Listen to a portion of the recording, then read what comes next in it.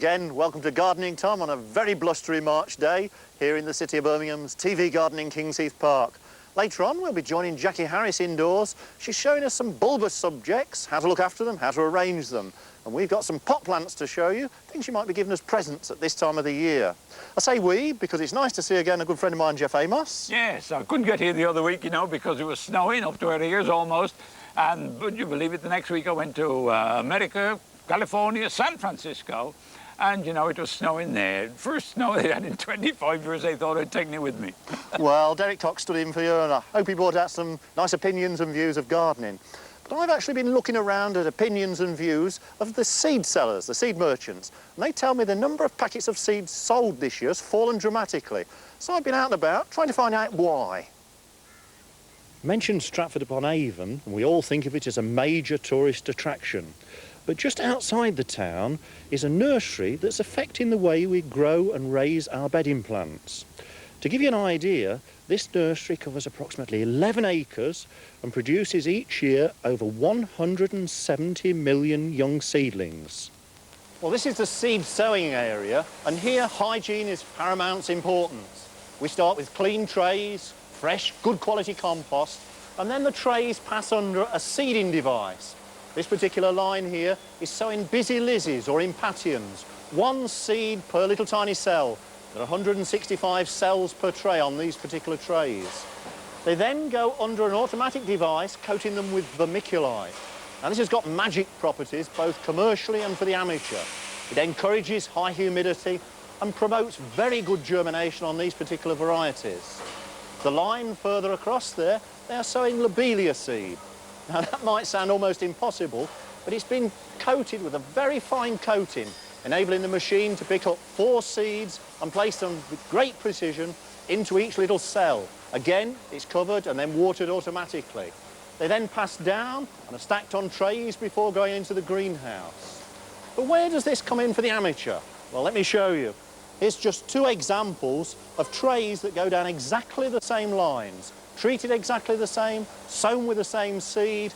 The only difference is, instead of being shipped out to commercial growers at the end of the stage, these will be shipped out to you via first-class post. And you can order them through various means, through adverts in newspapers, through seed firms, etc., ensuring you get good quality seedlings, exactly the same quality as they grow commercially. On leaving the seed sowing room, the trays are brought up on these large tables to the furthest most and the hottest greenhouse. The temperature in here is a warm 22 to 24 degrees centigrade, depending on the crop, or in you and I's terms, around about 70 degrees Fahrenheit. High temperature is important for germination, light level isn't, and it's quite perhaps amazing to the home gardener that you could germinate seedlings almost under the bench, as long as the temperature and the humidity is right. I'll mention humidity again in a minute. Now, at the moment in this greenhouse, these are nearly all busy lizzies or impatiens, 1 seed per cell. And in able to germinate them, we really need to keep the air really humid around the seed. So what they do, they cover with the vermiculite, as we saw in the seed sowing area, and they keep it nice and humid. And around that, we've got no compost, just the vermiculite, so the seed gets sunlight, because impatiens germinates better in a low light level. If we covered it with compost, it wouldn't germinate at all. If we left it in full sunlight, it wouldn't germinate either. And not only is it important to give it light, but good drainage. And these cells, there's 165 cells in a commercial pack. In the 35 amateur pack, they've got the same good drainage. And drainage is important because it goes straight through the open bench here and allows the moisture to go through to the bench, to the floor underneath. On the floor are heating pipes, or just off the floor, the warm air rises, warms the compost. There's nothing better when you're germinating seedlings to get the temperature just right of the compost and the air above it warm as well. But the other important factor in here to get them to germinate well is not only to have the humidity around the seed, but the humidity in the air. I said the temperature was around about 22, 24. Doesn't feel it because the air is very, very humid. We're talking about a relative humidity when the mist has come on, or the foggers to give them technical term, is a humidity of 90%, which really feels very damp indeed. In fact, it's all done by little nozzles up there, which under very high pressure air put out minute quantities of water, fact, I think I just about hear them coming on at the moment. You'll see the whole area begin to mist over. I think with that, it's time to move out. Now, the amateur won't want to invest in expensive fogging machines. It's quite easy to get a cheap 99p type hand mister and regularly mist these seedlings to get them to germinate well. From here, they're brought on trolleys or tables from the hot greenhouse to a just slightly cooler house, but with very bright lights. Now, these are high-pressure sodium lights. These happen to be 400 watts, but the home gardener versions from 75 watts upwards are available. And it's quite interesting because this contains one particular element of the spectrum of light, the element responsible for good, strong growth. Now, amazing fact is, when the sun comes out here, they may even draw blinds over, because the whole spectrum of wavelength in sunshine, some of it can be harmful to some seedlings. So here's another tip for you. Things like impatiens, salvias, begonia semperiflorens won't tolerate really bright light. They need good light, but if you leave them in full sun, they'll scorch. So do remember a little bit of shade, perhaps the full midday sun.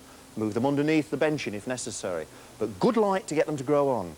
In fact, here's our tray. Perhaps some 12 to 14 days after sowing, and we're getting really strong, large, healthy leaves on these busy lizzies. And they can now grow on quite steadily in this really good light. So that's the impatiens. I mentioned salvias. Now, these are something I know a lot of you have problems with. Just that lovely even germination, lovely foliage on them. And it's essential that these are kept warm. You do really need to know a little bit about the plants and the temperatures they grow well at. Salvias do need a warm temperature, a warm greenhouse. Things like the vegetables, the cabbage, the lettuce, the onions, much, much cooler conditions. So try and keep them either in separate greenhouses or grow them at different times to keep that temperature variation. But again, back to the amateur point, because I know a lot of you don't want to take the risks of germinating your own seed. Seed is expensive, it's a gamble. And through the various seed companies, through various nurseries, it's possible to buy these pre-germinated seedlings. And one I know people have problems with is lobelia. And these are packs that will shortly be going out in the post, maybe even to you at home today. And these are lobelia in the 35 cells I mentioned earlier. One of the problems with lobelia is if it's too thick, as many of you know by bad experience, the whole lot will damp off with a thing called alternaria, quite a serious disease of little tiny seedlings. So it's better to sow a few seed thinly and get healthy plants. I'll say here it's been ready done for us, and in just literally 10 days to a fortnight's time, when they're a little bit bigger, they've been cooled off a bit, these will go into a special box and posted out to you at home. But let's put that down and follow the story through into one of the cooler sections.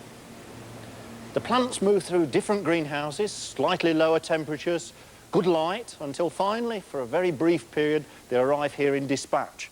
In fact, these trays will be going all over England, Wales, Scotland, even to Northern Europe in the next few days. But what is the lesson in it for us? Well, here in fact are those lobelia seedlings we saw earlier being sown in the trays. 4 seedlings, perfect for pricking out, waiting to be pricked out. The same with the busy lizzies, the impatiens. You see the moisture on the leaves, just reminding us of the humidity they need. Slightly less sunlight, else they'll scorch, than things like the geraniums here. These, of course, like a dry atmosphere, plenty of good light. By the way, that's multi-bloom, one of the best short varieties for tubs, window boxes and hanging baskets. So perhaps this takes out the risk for the commercial grower, perhaps takes out all the risk for the home gardener. You can actually order plugs through mail order seed catalogues, through newspaper advertisements, have them delivered, prick them out and grow your own plants on very quickly, I say without any risk. But let's take that pricking out a stage further. Let's take a tray with us and show you how to prick them out back at King's Heath. Well, there's the lobelia seedlings, Geoff. Do you think it's going to pose a threat to the seed industry long term? I suppose it must really. There'll always be people that want to buy seeds and grow their own things from seeds. It's part of the game, isn't it? Satisfaction. But there